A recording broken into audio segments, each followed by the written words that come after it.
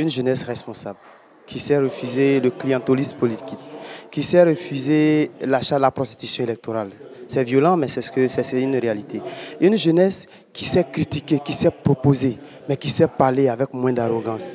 Une jeunesse qui sait dire aux aînés, c'est vrai, vous avez beaucoup fait, mais nous attendons beaucoup de vous. Une jeunesse qui sort des approches ethniques, des approches sectaires. Voilà la jeunesse dont nous rêvons. Même dans les grands partis politiques en Côte d'Ivoire, la formation, c'est un problème.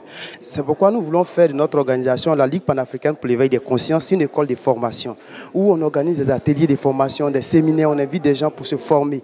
Parce que nous estimons qu'on ne peut pas changer une société sans la formation. Nous, les jeunes, on veut le changement. Tant qu'on n'est pas formé, c'est un problème. Actuellement, les écoles, les universités, il y a un problème même à la base dans le système éducatif qu'il faut revoir.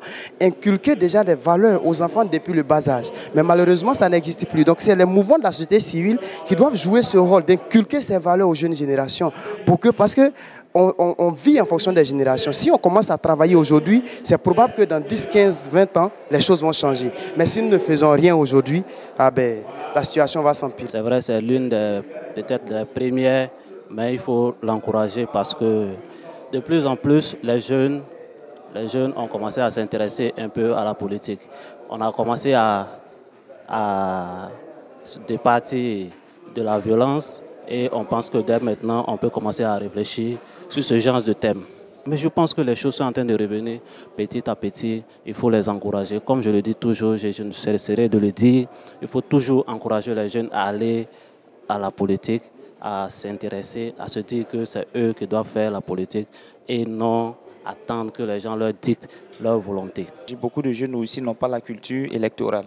Beaucoup ont peur de s'adonner à la chose politique, beaucoup ont peur de parler de la politique, beaucoup ont peur de parler de politique. Alors il faut dire que beaucoup de jeunes ignorent, minimisent cette histoire de politique. Et donc ces genres de conférences-là sont les bienvenus pour former, n'est-ce pas, la jeunesse ivoirienne.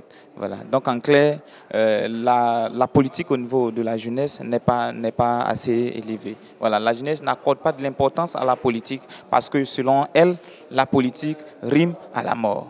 Voilà. Les Ivoiriens n'ont pas cette coutume-là en eux, la coutume électorale. On a tendance à bafouer les élections sous prétexte que bon, nous ne sommes pas obligés d'aller voter alors que c'est faux. Quand tu veux un changement, je pense bien qu'il faut aller voter. Bon, moi, je pense bien que c'est une bonne initiative, cette cérémonie-là. Je veux retenir que cette conférence doit pousser la jeunesse ivoirienne en particulier, la jeunesse africaine en général, à se donner à la chose politique. Parce que c'est vraiment important. Quand on se désintéresse de la chose politique, au final, c'est nous encore qui sommes les victimes. C'est sur nous que tous ces inconvénients-là se répercutent. Donc, au sortir de cela, j'aimerais que la jeunesse s'intéresse à la politique. Comme nous autres, nous donnons une belle image, nous voulons que la jeunesse se donne à la politique. Il faut amener les Ivoiriens à montrer que la politique, ce n'est pas seulement la guerre, ce n'est pas du tout la guerre même. Voilà, c'est au-delà de ça. Ce qui motive notre présence, c'est que le président CI nous a un peu entretenu là-dessus. Il est venu à notre siège pour nous dire ce qu'il veut faire exactement. Et par rapport à son explication, nous avions été sincèrement séduits.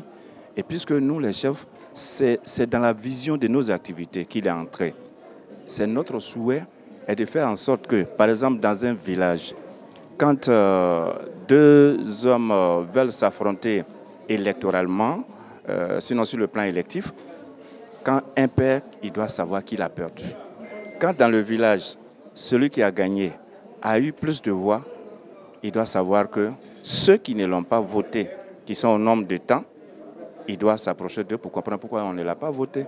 Donc il faut aller aux élections, il faut aller voter, que ce soit un vote blanc ou bien un vote nul. Il faudrait que ce candidat sache que vous ne l'aviez pas voté et que vous êtes au nombre de 90% dans un village, dans un lieu donné, c'est un exemple.